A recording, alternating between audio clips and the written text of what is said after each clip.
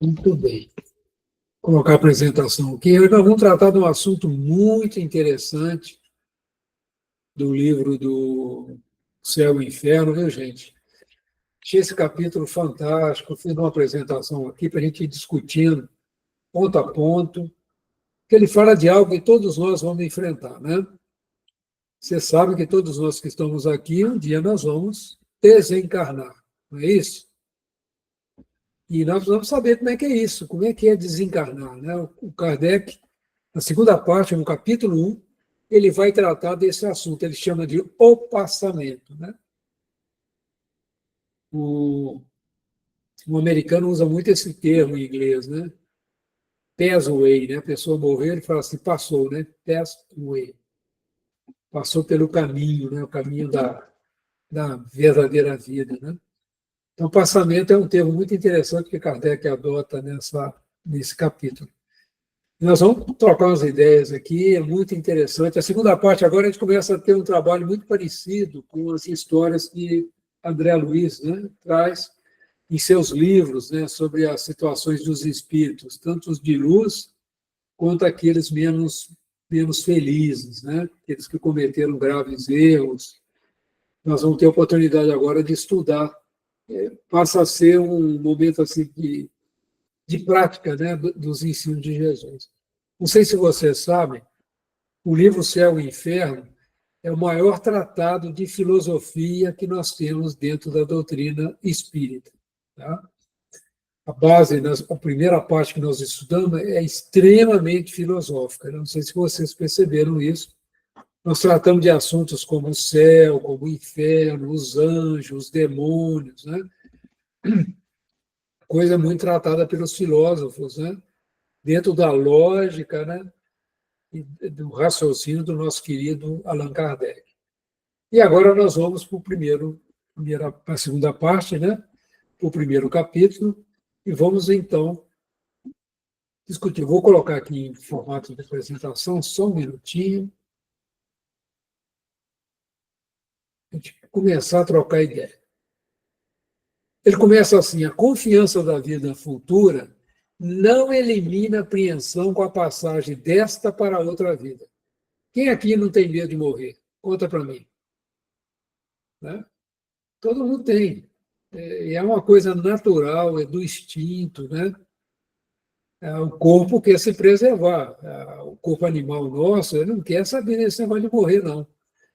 E isso é o instinto, é natural isso. Mas nós sabemos que isso vai acontecer. O homem é o único, né, aqui na Terra que tem consciência que vai morrer. As demais vidas aqui da Terra, né, das mais simples, da bactéria, do vírus, dos nossos cachorrinhos, né, os nossos peixinhos, os nossos cavalos, né? Eles não têm consciência, né? Que vão morrer. Somente o ser humano, né, que já atingiu a consciência, já atingiu a razão, passa a ter consciência disso, né? Tanto é que nós temos rituais do enterro, né? A gente faz túmulos, a gente coloca dizeres, a gente faz reuniões, né? Para dar despedida aos nossos mortos. Né? Isso começa a acontecer na medida que o homem ganhou consciência, né, da vida futura, vamos dizer assim, da impermanência aqui nesse plano. Né? E o homem sempre teve essa consciência, de uma maneira ou de outra, da continuidade da vida. Né? A gente pode pegar a história, né? Não sei se o Genival está aí com a gente vai ver que todas as tradições faz culto, né, a essa passagem, né, esse passamento. Muito bem. Então, vamos lá para a primeira parte aqui. Ele fala assim: a confiança da vida futura não elimina a apreensão com a passagem dessa para outra vida. Muitos não temem a morte em si, mas o momento da transição. Então, muitos de nós não têm medo de morrer, mas fica assim: como é que vai ser isso? Né? Sofre-se ou não nessa travessia? Né? A gente sofre ou não? E isso o que os inquieta. E tal é tanto mais relevante porquanto dessa travessia ninguém pode escapar. Né? Na Terra podemos nos recusar a fazer uma viagem. No caso da morte, no entanto, ricos e pobres devem dar o salto, em sendo penoso esse último, nem posição nem fortuna lograrão mitigar-lhe o amador. Olha que tem cientista estudando, né, esses telemérios, né, o relógio que marca a nossa vida aqui na Terra, vamos dizer assim, a amplitude do nosso corpo, né? Então, é muito interessante, a ciência estuda isso para danar. Inclusive, estou estudando um tipo de tubarão, não me lembro onde agora, que vive 400 anos, né? Tartaruga vive em torno de 200, né? A tartaruga. Eles ficam ali estudando como é que funciona, como é que é o sistema, para ver se consegue achar uma forma da gente viver mais, né? Por não conhecer a vida espiritual, fica muito apegado à vida material, né? Aí vamos nós, aí, o menininho aí está com as dúvidas, né? A morte nos nivela no plano físico, temos dúvida disso? Então, tanto rico quanto pobre, né? Tanto inteligente como a maior sumidade aqui da Terra, como a pessoa mais simples em cultura, todos vão passar por esse processo de nivelamento pela morte. Alguém tem dúvida disso? Acho que não, né? Isso é um assunto meio pesado, né, gente? Mas todo mundo vai passar por isso, não tem escapatória, né? Sofre ou não na travessia? Todo mundo faz essa pergunta, né? E é fantástico esse capítulo, gente. Kardec vai trazer muitas respostas para nós, né? Tá? Ninguém escapa, certo? Então vamos continuar. Ao observarmos a placidez de algumas mortes, você quer ler para mim, Cláudio? Minha voz começa a diminuir. Ao observarmos a placidez de algumas mortes, em contraste com as terríveis convulsões de agonia no caso de outras, podemos, de antemão, constatar que as sensações experimentadas não são sempre as mesmas. Mas quem nos poderá esclarecer a esse respeito? Quem nos descreverá o fenômeno fisiológico da separação entre a alma e o corpo? Quem nos contará as impressões desse instante supremo? Acerca desse ponto, calam-se tanto a ciência quanto a religião. Mais dúvida para nós. Mas quem poderá esclarecer a esse respeito, hein, gente? Quem? O que vocês acham? Nós temos informação a esse respeito? Nós espíritos? Hein? Quem pode dar informação é quem está lá, né? A gente conversa com quem está lá, não conversa? Né? Alguns contam. Os livros de André Luiz contam bastante coisa, né? Nas conversas dele, né? Chico Xavier foi uma grande antena, né, Gerival? Então, vamos lá. Quem nos descreverá o fenômeno fisiológico da separação entre a alma e o corpo? Quem? Né? E hoje a ciência tem estudado aquele, como é que chama aquele estado de quase morte, né? Que a pessoa volta, né? Naquele processo. Tem um nome aqui, me fugiu agora o nome. Eu já não estou lembrando de nada, não sei porquê. IQM, né? Como é que é, Genivaldo?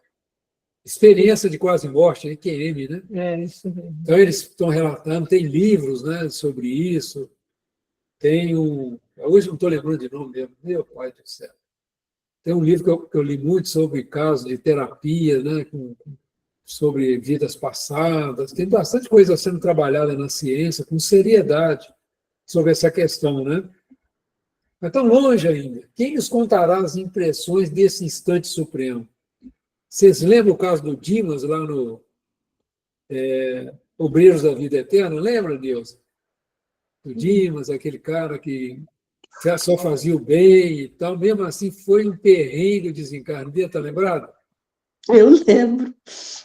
Eu lembro que ele sofreu pra caramba para desencarnar, né? Nossa, né? E era um homem bom, mas bom com E força, ele né? era uma pessoa que tinha feito até tudo de acordo com o que ele achava que era certo. Né? E ficou no colo da mãe dele, né? Os amigos tiveram que dar uma ajuda para ele e tal. Muito interessante ler Os Obreiros da Vida Eterna, que são 4 desencarnes, né? Então, se tem um livro interessante de ler sobre isso, é o Obreiros da Vida Eterna, viu, gente? Tem uma senhora que sai bonitinha, né? Tranquila, né? Cuidava de criança e tal, tinha conhecimento, ela divulgava o espiritismo na família, né? Tem 2 casos lá que foi mais tranquilo o desencarne, né? E teve um que foi jogo duro, né? O nosso irmão católico lá, né? Foi muito mais difícil que o do Dimas, né? Acerca desse ponto, calam-se tanto a ciência quanto a religião. Isso é uma verdade, né? Qual religião, além da doutrina espírita, trata desse assunto? Né? E por que se calam, então? Por que ninguém fala nesse assunto, hein, gente? Será por quê, hein? Falar que eles não conhecem, que não há médiuns entre os católicos, não há médiuns entre os evangélicos, protestantes. Mediunidade não é religião, é uma característica do ser humano, né? Eles têm. Ele não quer ouvir, né? Por que será, né? O que vocês acham?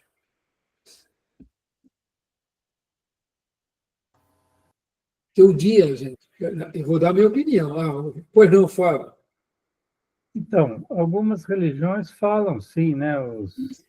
As religiões mais ligadas ao espiritualismo, como os japoneses, os hindus, os chineses, eles tratam disso. Mas, enfim, é uma forma um pouco distante daquilo que a gente segue, né? Mas eles falam. Agora, as religiões mais tradicionais, vamos dizer assim, né?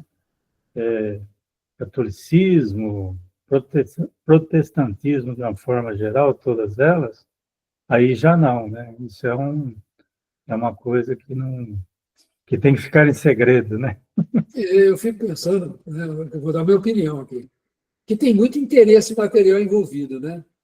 O dia que a gente assumir realmente que existe vida após a morte, né, como nós temos conhecimento, e mesmo nós que conhecemos isso, a gente não vive assim, com base nisso, né? A gente ainda se apega muito às coisas materiais, né? Então não é um negócio muito fácil, não. Mas a gente já começa, de certa forma, a ser motivado a desapegar, né? Mas é interessante a gente pensar, né? O que se cala, né?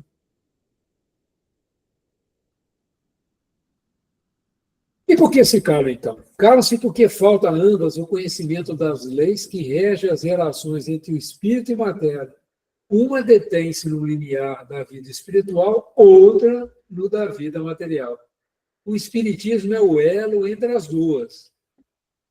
Somente ele pode dizer como se opera a transição, seja pelas noções mais objetivas que fornece sobre a natureza da alma, seja pela descrição dos que deixaram essa vida. O conhecimento do laço fluídico que une a alma ao corpo é a chave desse fenômeno, assim como de muitos outros. Lembrando, pessoal, que esse livro foi escrito no século XIX, viu? Então, vão ter alguns conceitos aqui que a ciência já caminhou um pouquinho mais, né? Então, você lembra que na aula passada nós falamos sobre os corpos espirituais, né? O corpo material, o corpo animal, o duplo etérito, né? Que é uma camada que faz a ligação com o perispírito, o corpo causal, que é o corpo que guarda as nossas imperfeições e as nossas virtudes, né? E o corpo mental, né? A nossa mente e o espírito. Então, nós começamos a trabalhar. Eu estou preparando um material para a gente falar um pouco mais sobre o perispírito, estudar um pouquinho com base nas obras de Allan Kardec e de André Luiz. Tá? Eu estou preparando ainda, vou ver se eu consigo fazer um material mais detalhado, com base, inclusive, o pessoal lá do Rio Grande do Sul, que tem feito um estudo muito profundo disso, das obras de André Luiz. Então, vou aproveitar e fazer uma colinha e trazer aqui para nós, para a gente conhecer mais como é que é esse laço fluídico, né? Como é que funciona isso. Então, vamos lá. Está o Bob Esponja estudando aí para aprender, né? Então, nós. Vocês concordam que o Espiritismo é o elo que une as duas, religião e ciência? Vocês concordam com isso? Alguém tem dúvida disso? Sim. Hein? Alguém tem Sim, dúvida? sim, concordo, cara. ou quem não concorda, né? É muito interessante, né, gente? O Espiritismo começa a tratar, né, da questão religiosa e da questão científica da vida, né? Da vida tanto física quanto da vida espiritual, né? O conhecimento do laço fluídico que une a alma ao corpo é a chave desse fenômeno, assim como de muitos outros. Então, esse conhecimento das características do perispírito, é isso que eu pretendo trazer aqui, antes da gente entrar nos causos, né? Menino adora causos, estou doido para entrar nos causos aí do Allan Kardec, mas é importante a gente se preparar para os causos, né? Então, eu estou preparando um estudo aí para a gente estudar mais um pouquinho sobre isso. E esse capítulo é fantástico, gente. Nós vamos andar mais um pouquinho, vocês vão gostar. Ele é para mim, cara? A matéria inerte é insensível. Esse é um fato concreto. Somente a alma experimenta sensações de prazer e dor. Durante a vida, qualquer disfunção material repercute na alma, que dela recebe uma impressão mais ou menos dolorosa. É a alma quem sofre, não o corpo. Este é apenas o instrumento da dor, aquela é o paciente. Após a morte, estando separado da alma, o corpo pode ser mutilado sem maiores consequências, pois nada sentirá. A alma, por sua vez, estando separada do corpo, não receberá nenhuma impressão da desagregação deste último. A alma tem sensações próprias, cuja fonte não se encontra na matéria tangível. Aí tem uma notinha aí. Aí tem uma nota de rodapé, Depois 153. nós vamos ler. A alma tem sensações próprias, cuja fonte não se encontra na matéria tangível. Então, cadê a nota? Só Nós posso? vamos ler, vamos ler. Mas vamos pensar sobre isso. Ele está falando um negócio aqui interessante, né, gente? Então, assim, a alma consciente é a alma humana, né? Então, o cachorrinho, por exemplo, não sente dor, a gente sabe que sente, né? Você dá um chute no cachorro, ele sai gritando, né? Ou te dá uma bela de uma mordida, né? Então, a gente não pode judiar. O corpo sente, né? Mas as dores da alma é diferente, não é, gente? Não é diferente? Né? Quando a gente desencarna, a alma desliga da alma, por exemplo, nós sabemos que o cachorrinho tem alma, os gatinhos têm alma, os passarinhos têm alma, né? Mas não é igual a nossa. Diferente. Porque não há ainda consciência de si, né? Então, estou pensando nisso. É um negócio que tem que pensar mesmo, né? Tem que estudar bastante sobre isso. Como se dá isso, né? Como é que essas sensações que é própria da alma, né? Estou pensando, né? Como é que se dá esse negócio? Então, vamos ver a notinha aí, né? A alma sente dor e prazer somente enquanto ligada ao corpo físico, que lhe remete a essas sensações físicas pelas impressões de sua fisiologia, pelo sistema nervoso. Após a morte, o ambiente do mundo espiritual não mais lhe causa impressões físicas. Desse modo, o espírito imperfeito, que relata sofrer fisicamente, vivencia em verdade uma ilusão, lembrança da sensação que tinha no mundo corporal. As sensações íntimas próprias do espírito humano são derivadas da felicidade ou, quando tem imperfeições a superar, as do sofrimento moral ou infelicidade. Notas do editor. Essa nota do Paulo Henrique de Figueiredo e do Lucas Sampaio, né? Ele está falando uma coisa muito importante. Gente. Depois que a gente morre, a gente recebe espíritos na reunião mediúnica que estão reclamando de dor, não recebemos? Dor física, né? Reclamam que tem dor, às vezes, de cabeça, dor no peito, a gente não tem, não acontece. E ele está dizendo aqui que é uma ilusão. Porque, olha, espírito morre, né? Você consegue matar um espírito? Não é um negócio danado, né? Você não consegue. Espírito morre de fome. Então, se ele está sentindo fome no mundo espiritual, é uma ilusão também. Mas só que é um negócio que a gente só fica livre na medida que a gente evolui, ela não é? Enquanto a gente tiver imperfeição, quanto mais ignorante a gente for, quanto menos a gente conhecer dessas, vamos dizer, dessas informações que nós estamos conhecendo aqui, mais sujeitos a gente está de passar o perrengue, né? Todo mundo tem medo do umbral, né? E todos nós vivemos no umbral. Todos nós vamos passar pelo umbral. O tempo que nós vamos ficar lá vai depender muito do nosso desenvolvimento mental, né? Que nós estamos fazendo aqui, dos nossos sentimentos, né? Porque o corpo material, ele tem instinto, ele tem emoções. Emoções como raiva, como alegria, são emoções. Sentimentos já são coisas mais profundas, né? Como sentimento de amor, né? Sentimento de piedade. Isso já são reações mais da alma. Mas sentir medo, por exemplo, é uma emoção puramente instintiva, né? Ela foi feita para proteger o corpo material. Medo, raiva e tristeza, Tristeza, né? É fisiológica. É fisiológica. E nós temos que ter, enquanto nós estivermos encarnados, temos que ter, senão a gente acaba se matando, né? Se você não sentir dor, bota a mão no fogo, você vai se lascar, né? Então a gente sabe disso, né?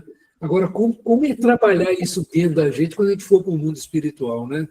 Isso é muito interessante, Kardec vai tratar disso agora de uma maneira muito interessante. O perispírito é o invólucro fluídico da alma, da qual não se separa nem antes nem depois da morte, e com a qual forma um ente único, por assim dizer, porquanto não se pode conceber um sem o outro. Durante a vida, o fluido perispiritual penetra no corpo em todas as suas partes, servindo de veículo para as sensações físicas da alma. Também é por seu intermédio que a alma age sobre o corpo, dirigindo-lhe os movimentos. Vamos dar um exemplo simples. Por exemplo, eu vou levantar meu braço aqui, ó. Quem deu o comando? O meu espírito. Ele ativou o meu cérebro, que ativou o sistema nervoso que vamos dizer, dirige esse movimento, eu consigo fazer. Então, nós temos o duplo etérico, que faz a ligação entre o perispírito e o nosso corpo. Kardec aí está dando o nome, né? Que esse fluido penetra no corpo. Nós temos estudo disso, o André Luiz abre a informação para a gente do duplo etérico. Por isso que é muito importante a gente estudar essa questão dos corpos, né, espirituais, qual a interação dele, inclusive assim, porque nós adoecemos, tem muito a ver dessa interação da mente com os corpos espirituais, né? Então, quando você sente culpa, é muito comum a pessoa desenvolver o câncer. Quando ele sente a mágoa, ele fica cultivando esses sentimentos por muito tempo. Isso pode nos gerar um câncer, né? E quando a gente tem uma doença como eu mesmo tive, eu fiz uma reflexão muito profunda. Que tipo de mágoa, que tipo de sentimento pode ter gerado isso? E por incrível que pareça, eu acabei percebendo isso de uma maneira bastante clara, né? E é interessante, a gente precisa fazer essa reflexão, né? Olhar, né? A doença não vem de graça, né? Foi falha de outras vidas, pode até ser. Mas e o sentimento de mágoa, de culpa ficou aí trabalhando o mal na gente, ficou. Quem é muito colérico, por exemplo, acaba com o fígado, arrebenta com o fígado. Vários médicos, principalmente a medicina chinesa, sabem disso, né? Então, é muito importante a gente entender a nossa mente, as nossas emoções, os nossos sentimentos, como isso afeta o nosso corpo, né? Os nossos corpos, né? E nós temos um que está sempre com a gente, que é o perispírito. A gente só abandona o perispírito quando a gente sair da Terra. Que a gente vai arrumar um outro no outro mundo. Esse é outro assunto que nós não vamos tratar aqui agora. Que é a chamada segunda morte, né? Que depois a gente pode até comentar um pouquinho sobre isso. Mas é um ponto interessante para a gente estudar, né? Então vamos andar mais um pouquinho. Alguma pergunta, pessoal? Eu trouxe um menininho aqui para ajudar a gente. Any questions? Alguma pergunta? Ô, Antônio, Tem pergunta aí, pessoal? ô, Antônio, eu não levantei a mão porque eu ainda estou sem a mãozinha. Eita, menino maneta. Eu não sei. Então, sabe o que eu estava pensando aqui, falando sobre as sensações do corpo que nós temos e deixamos no plano espiritual, a gente acaba sentindo também? Então, eu penso assim, nós estamos estudando o mecanismo da mediunidade, e eu estava pensando no reflexo condicionado que a gente tem, Isso. que a gente passa um reflexo condicionado para o corpo, e ele fica meio automático fazendo aquilo, né? Então, eu estava pensando, uma mente bem preparada, que vai trabalhando para a morte, né? Para desencarne, e sabendo que na hora que ela for e ela saber que está indo, ela pode sair mais sossegada nessa parte da sensação, não sentir mais nada, porque não é para sentir mesmo. Esse reflexo condicionado não poderia também estar sendo, como é que eu vou dizer, também sugerido para a alma? Por isso que é importante essa, vamos dizer assim, a nossa meditação diária, né? É um exercício, né? Exercício, treinamento. É um exercício para a gente fazer o pathway. Nós estamos falando em inglês, nós estamos chique aqui, hein? Pathway, né? Passar, né? Passamento, né? O americano usa esse termo. Então, é interessante a gente pensar nisso. Esse estudo de Kardec, gente, é fantástico. Nós vamos andar mais, vocês vão ver como foi bem elaborado esse capítulo. Né? Mais alguém tem dúvida, comentários? A Nilza tocou num ponto importante, reflexo condicionado. Você já viu quando a pessoa provoca a gente já sai batendo com força? É um reflexo condicionado. Pisou no meu carro, segura que aí vem bronca. Né? Mexeu naquilo que é meu, não mexe, não. Você viu o cachorro quando está na comida, a gente faz de conta que vai pegar o ossinho dele, como é que...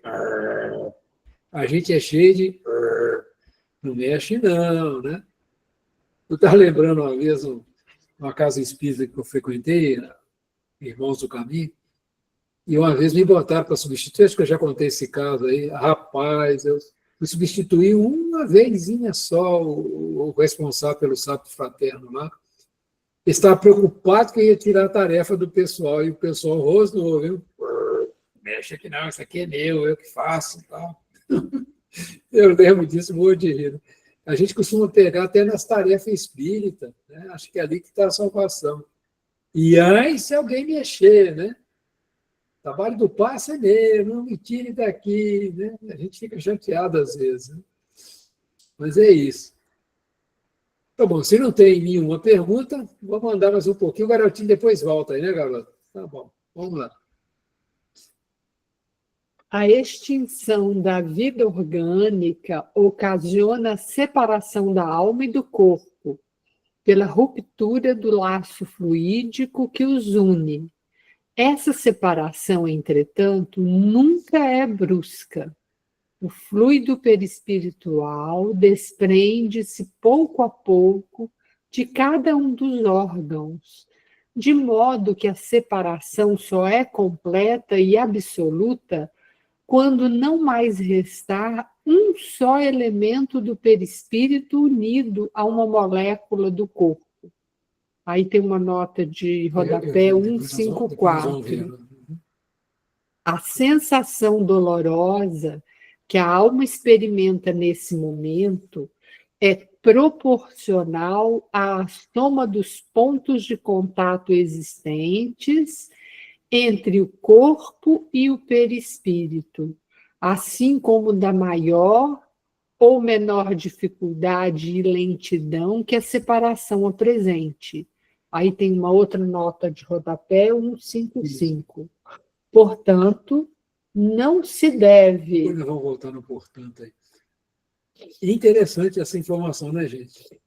A sensação dolorosa que a alma experimenta nesse momento é proporcionar a soma dos pontos de contato. Que pontos de contato são esses, né? Entre o corpo e o perispírito, hein? Vamos estudar. O Kardec vai tocar nesse assunto. Isso gera maior ou menor dificuldade, lentidão, né? Por isso que o suicida sofre tanto, né? É algo para a gente pensar. Né? Demora para esses fluidos, né? Está ligado ao pensamento e à vontade. Aqui estão as duas notas aqui. 154. Na época de Kardec, a célula era conhecida pela ciência como elemento estrutural dos tecidos, mas não ainda enquanto unidade básica da vida, ser vivo microscópico. Desse modo, refere-se aqui à molécula como menor parte da fisiologia, acompanhando o paradigma aceito na ciência do século XIX, notas do editor. Só lembrando, no livro Evolução em Dois Mundos, tem lá, cada célula nossa tem um cérebro rudimentar. Olha que interessante, ele é um ser vivo. Nós somos compostos com trilhões de células que têm um cérebro, que tem vida, que são comandadas pela nossa mente. Por isso, quando a nossa mente está meio confusa, meio assim, está com culpa, essas coisas, desorganiza essas células, aí vem a presença do câncer. Porque há um desequilíbrio, né, no controle dessas células, que são trilhões delas, olha só. Para as células, nós somos como se fosse um Deus que ali comanda tudo. Fazendo uma analogia bem fraca, né? Mas para a gente pensar um pouquinho sobre isso.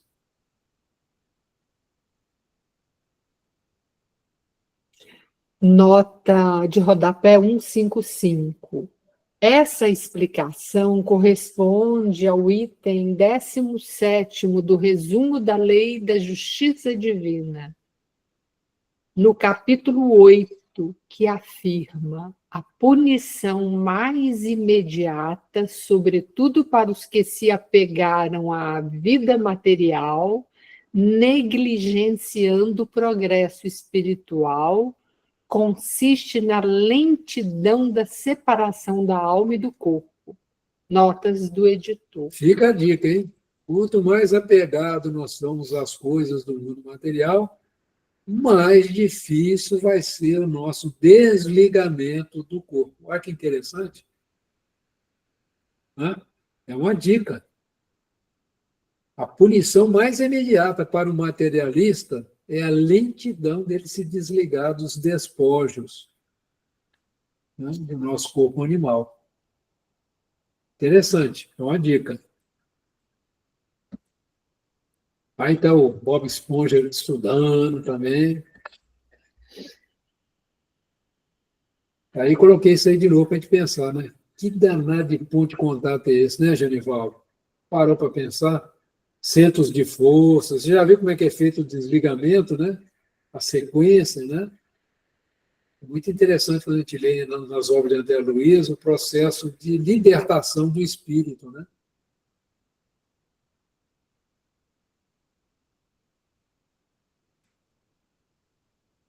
Muito interessante. O que fazer para eliminar esses pontos de contato, né? Para minimizar, né, esses pontos de contato quando nós vamos passar, né? Passar para a outra vida. O que nós precisamos, né? Aí, Genivaldo. Então, meu irmão, como foi dito aí, né? O que mais causa sofrimento e demora é o apego, né? Na materialidade. Então, a forma da gente facilitar esse processo natural que todos nós vamos passar é justamente fazendo o desapego, não é? Isso aí. O exercício, a prática do desapego. Isso mesmo. Ninguém vai ficar para semente. Então, Não vai mesmo, isso aí nós podemos ficar tranquilos, né? É, é. Ei, garotinho, e aí, né? Aí, Fábio, pois não. Então, o desapego, como o Genivaldo falou, só para acrescentar um pouquinho o que ele disse, como a gente tem uma facilidade enorme para pregar o desapego, né? E uma dificuldade enorme, maior, de praticar o desapego, né? Eu estou rindo aqui porque eu tenho uma dificuldade enorme, viu? É isso mesmo, Fábio. Toda a razão. Pois não reclama, né? Antônio, é por isso que o Alexandre fala tanto daquele capítulo lá, Dois, da né? doação. O Tem que, espírito é verdade. tem que sair doando mesmo. Eu tenho um quartinho aqui que eu tenho que sair doando tudo. Tá difícil. É, menina, mas dá um trabalho, né? A gente junta tanta tranqueira, né? Como a gente fala lá em Minas, um monte de tranqueira, né? A gente fica justificando que a gente precisa de aqueles materiais, aquelas ferramentas, porque a gente gosta de fazer bastante coisa. Ah, eu gosto de fazer isso, eu gosto de fazer aquilo, por isso que eu guardo. Mas aí, justificativa, né? É interessante. Você vê que Jesus falava assim: a ovelha tem aonde deitar e tal, e eu não tenho nem aonde recostar a minha cabeça, né? Então, Jesus deu o exemplo total de desapego, né? Levando a vida simples, né? Eu gosto muito daquele seriado mesmo, de Chosen, porque mostra muito esse Jesus, né? Humano como nós, né? Mas totalmente desapegado, né? Muito legal. Antônio, interessante para praticar o desapego, como disse aí, é fazer o que eu fiz ano passado. Muda para uma casa menor. Sabe por quê? Porque daí é o seguinte, aquilo que você não quer desapegar, você tem que desapegar, não tem lugar para pôr. Aí facilita. Treinamento para a morte, né, É, Fábio? Treinamento para a morte. Olha, e é muito interessante a gente ver relatos do mundo espiritual, somente jovens, né, praticantes de exercício físico, para ter um corpo, qual é a dificuldade que eles têm quando de desapegar do corpo. É muito complicado, né? Em alguns trabalhos mediúnicos a gente já viu isso. É muito difícil para eles quando vem uma morte assim inesperada, né, súbita, porque estão em plena vida, né, em plena energia, né? Então, até isso, e a gente desapegar, né? Interessante que a vida treina a gente o tempo todo, né? A gente sai da escola, termina o curso, tem que deixar os colegas e tal, depois tem que deixar a casa dos pais, depois tem que se aposentar, deixar o trabalho. É todo um treinamento, não sei se vocês já observaram isso, a gente vai sendo preparado para o passamento, né? É ou não é? O corpo também vai assim decaindo devagarzinho, a gente não consegue fazer as mesmas coisas que a gente fazia antes. Tudo isso é um treinamento, não é? Você vê que a vida é sábia, né? A gente que é teimoso mesmo. Mas vamos lá. Aí, menino, alguma pergunta, pessoal? Aí, de novo aí, ó. Any questions aí, ó.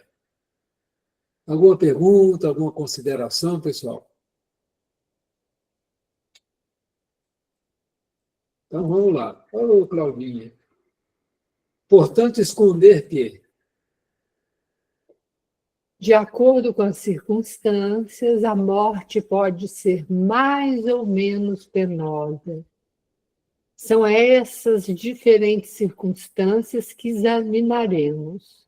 Estabeleçamos inicialmente, à guisa de princípio, os 4 seguintes casos que podem ser considerados situações extremas, entre as quais há uma infinidade de gradações. esse é o mestre, né? Esse Guilherme, nosso querido Kardec, como ele é cuidadoso, né? Em ensinar as coisas, né? Primeiro, se no momento em que extingue a vida orgânica, o desprendimento do perispírito estiver completamente finalizado, a alma não sentirá absolutamente nada. Nós tivemos uma irmã nossa, né, a dona Luísa, que é uma das fundadoras do centro, que ela, o Genivaldo testemunhou isso, o Fábio também, né? Ela foi devagarzinho, né, gente? Eu acho que ela fez esse trabalho direitinho, viu? Acho que ela sabia bem como é que é isso. Estou desconfiado, Cláudio. Segundo, se no momento da extinção da vida orgânica a coesão dos dois elementos apresenta-se em pleno vigor, produz-se uma espécie de ruptura que imprime uma sensação dolorosa na alma. Terceiro, se a coesão é fraca, a separação é fácil, transcorrendo sem choques.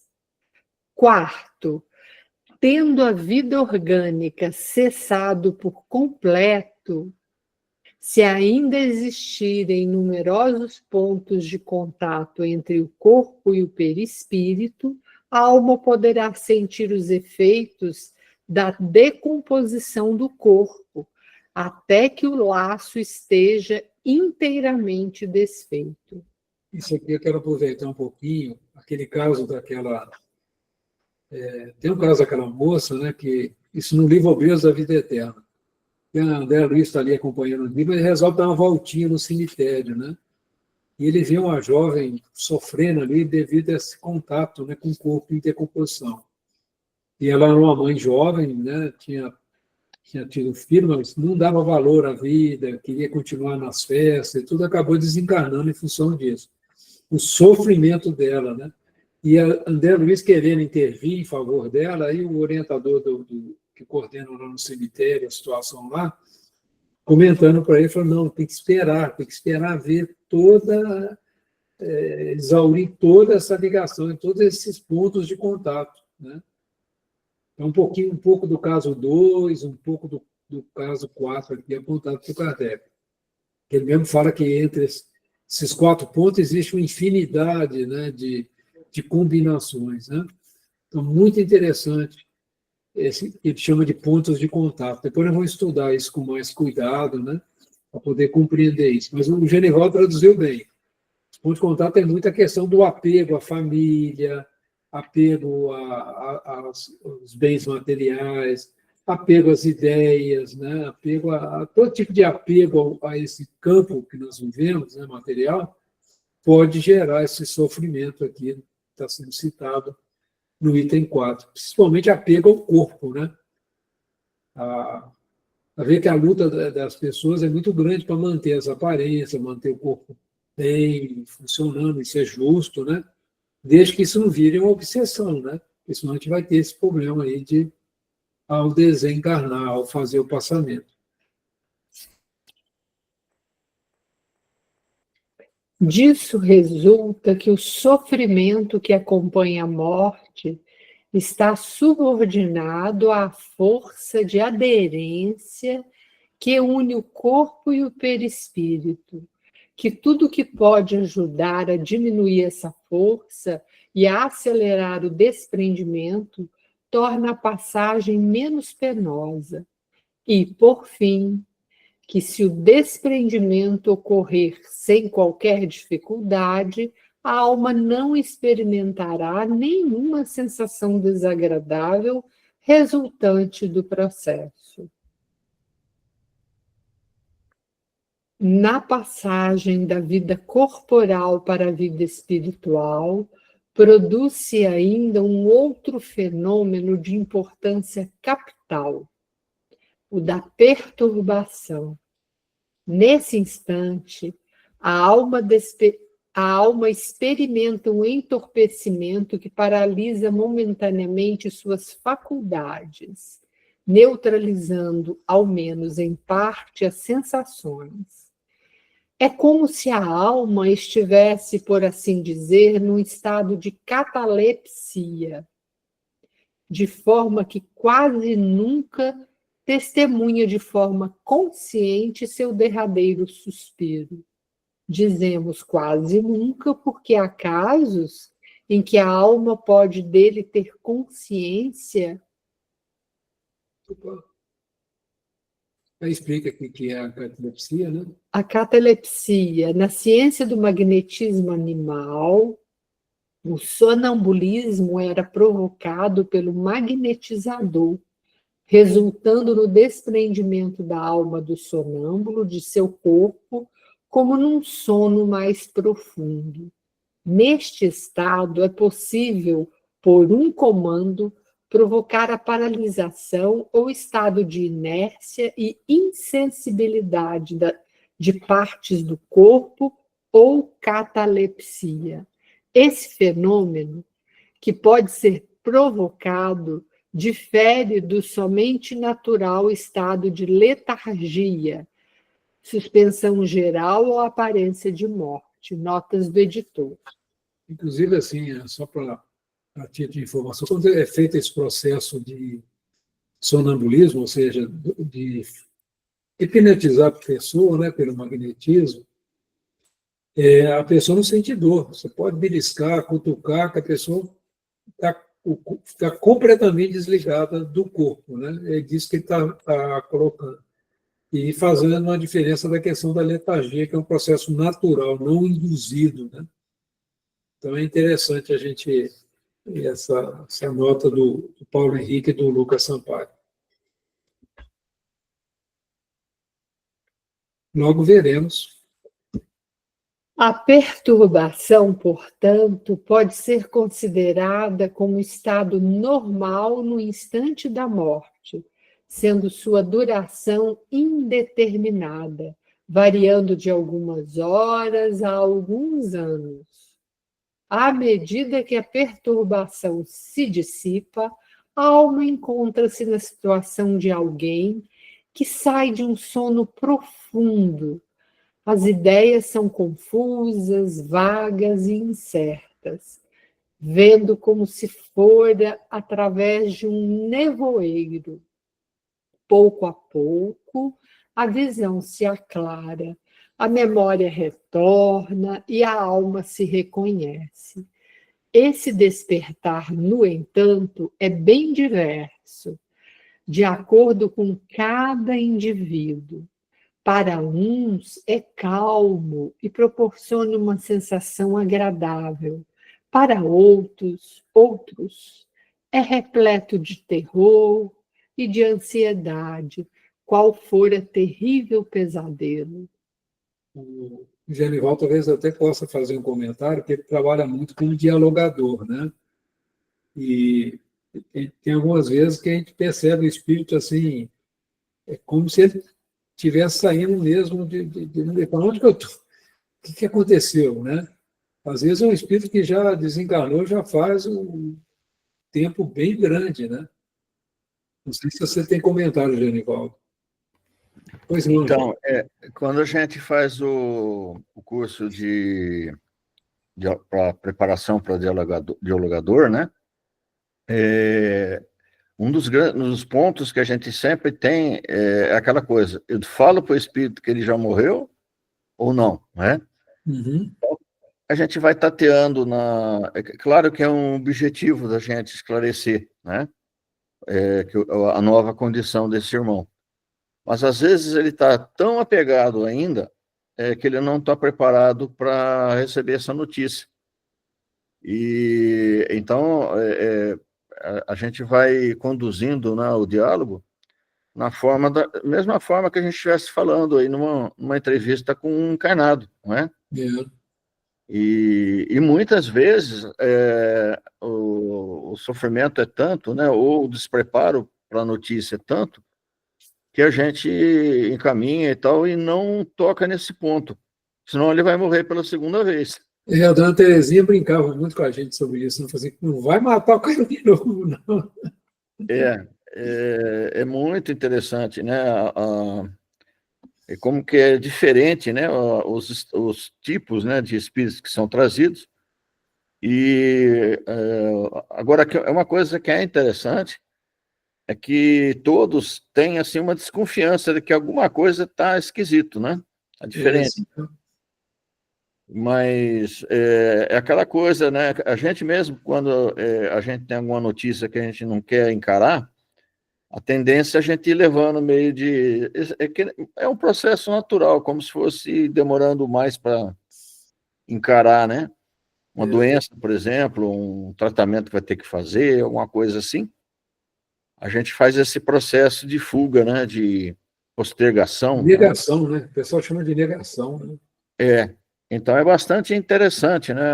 A pessoa está desconfiada, ele já tem muita coisa que está esquisito, né, na rotina, né, dele, mas, no entanto, é o medo, né, o despreparo, né, que a grande massa, né, a maioria das pessoas não se prepara para esse acontecimento, né?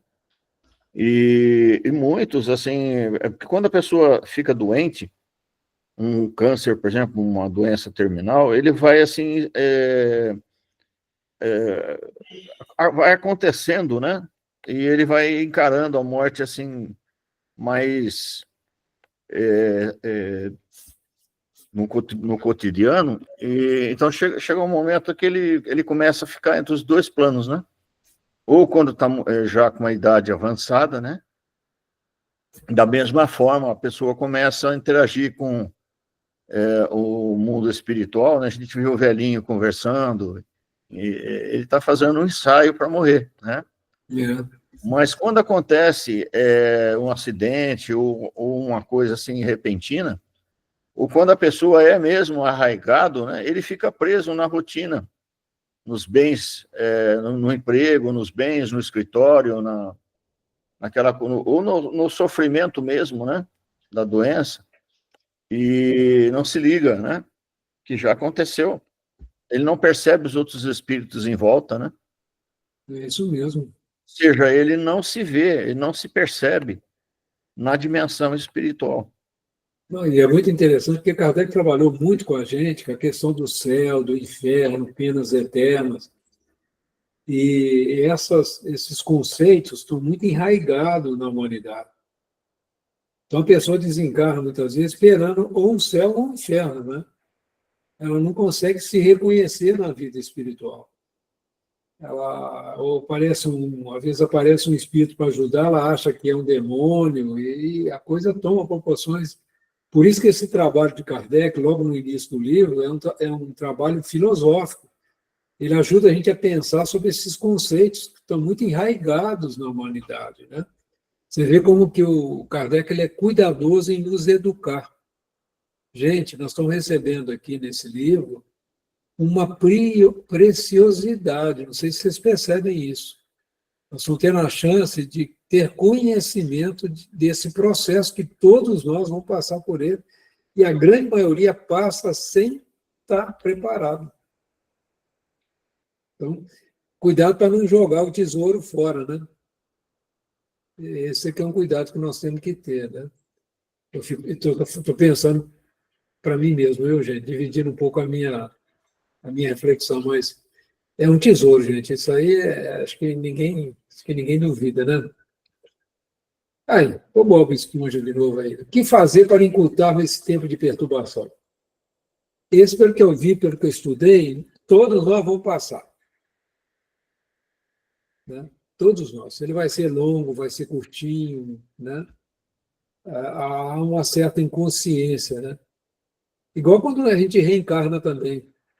Esse processo leva 7 anos, né? Até mais. A ficha, para você ficar totalmente encarnado aqui nesse plano, leva um tempão.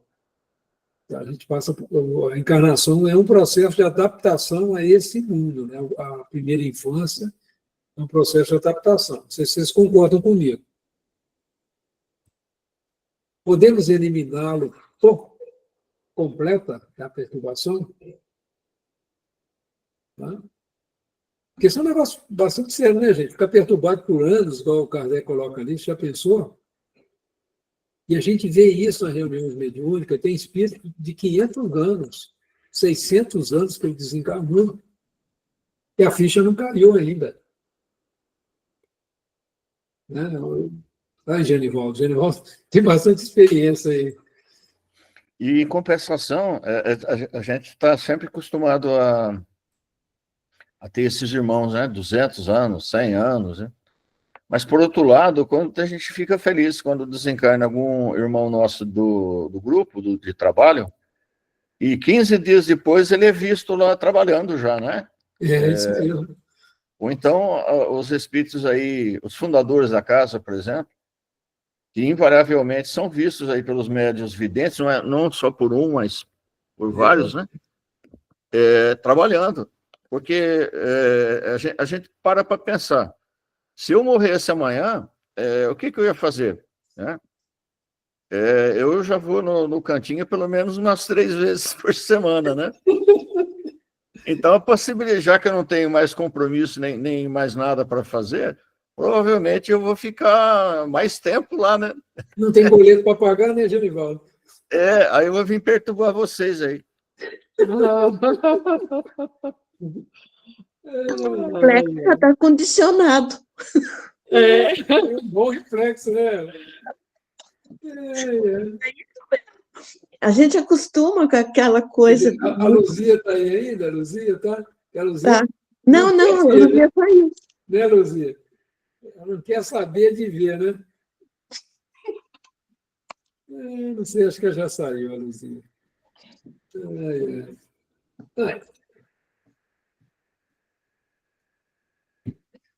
O sofrimento que acompanha a morte está subordinado à força de aderência que ia no corpo e no perispírito. Olha que negócio danado, né? Então, ficar agarrado ao corpo, né? Eu já tive assim, trabalho mediúnico, lidando com jovens que desencarnaram em acidente, né? Esses motoqueiros aí que trabalham aí é um trabalho danado, eles preocupados com a família, né? Muitos deles são arrimos de família, e é uma violência, né? Acidente de moto, às vezes, é complicado. E olha a importância de uma reunião mediúnica, olha a caridade. E, às vezes, você está atendendo um espírito e tem vários espíritos na mesma situação ali em volta, ouvindo o diálogo. A gente não faz ideia de quão importante é. E, de vez em quando, a gente vai em falta da reunião, né? E a gente, às vezes, falta. E aí é algo para a gente pensar, né? Oportunidade desperdiçada. Às vezes a gente não tem como, né? A gente está doente, tem um compromisso inadiável e tal. A gente tem que fazer um esforço muito grande com relação a isso, devido à importância disso. Né? Muito bem. Alguma pergunta? O N-Question não apareceu, não, mas se alguém tiver alguma pergunta, comentário, a Claudinha vai me ajudar aí. O momento do último suspiro não é, portanto, mais penoso, porquanto, em geral, a alma não tem consciência de si mesma. Mas, antes dele, a alma sofre por conta do declínio orgânico durante as convulsões da agonia e depois pelas angústias da perturbação. Destaquemos que tal situação não é geral. A intensidade e a duração do sofrimento, como dissemos antes, são proporcionais à afinidade existente entre o corpo e o perispírito. Quanto maior for essa afinidade, mais longos e penosos são os esforços do espírito para se desprender de seus laços. Mas há pessoas nas quais a coesão é tão fraca que o desprendimento se faz por si só e de maneira natural. O espírito separa-se do corpo como um fruto maduro desprende-se de seu caule. É o caso das mortes calmas e despertares pacíficos. Bom, gente, já deu as 9 horas, né? Então, vamos parar aqui nesse pontinho. Que legal esse livro, vocês concordam comigo? Muito bom esse capítulo, muito rico, né? Quem quer fazer a oração de encerramento aí para nós? Quem gostaria? Eu posso fazer, Antônio? Opa! Eu concordo que esse livro, nessa passagem aqui, é muito bom de estudar. Então, nesse momento em que nós nos reunimos para esse estudo maravilhoso, tanto do Paulo Estevam quanto Céu e Inferno, que a gente possa refletir e aprender várias coisas, né?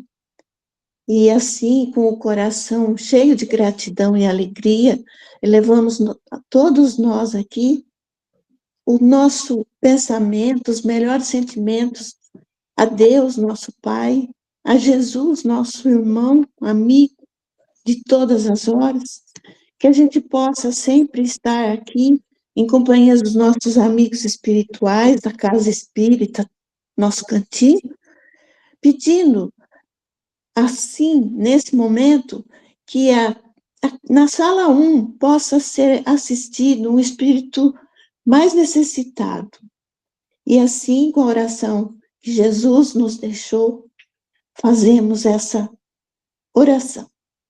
Pai nosso que estais nos céus, santificado seja o vosso nome. Venha a nós o vosso reino, seja feita, Pai, a vossa vontade, assim na terra como nos céus.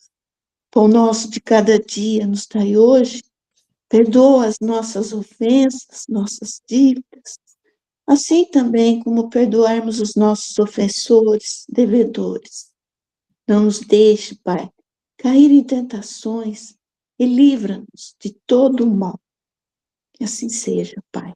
E gratidão pelos ensinamentos e a todos aí, que estão aí. Muita gratidão mesmo. Esse capítulo, esse é para a vida de agora e para sempre. Para a vida eterna. Boa noite a Tchau. todos. Oi, Boa noite. Bom Boa fim de semana. Boa noite, gente. Fique com Deus. Boa noite, Beijo. pessoal.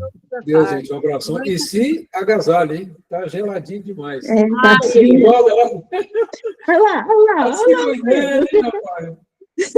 Muito É, bom. Boa noite aí. Cada minuto ali, bem tá trabalhado. Tá no O ponto. Rê tá dormindo já, olha lá. Olha só. Deixa eu parar a gravação. Dormindo ainda não, né? Eu estou embaixo de um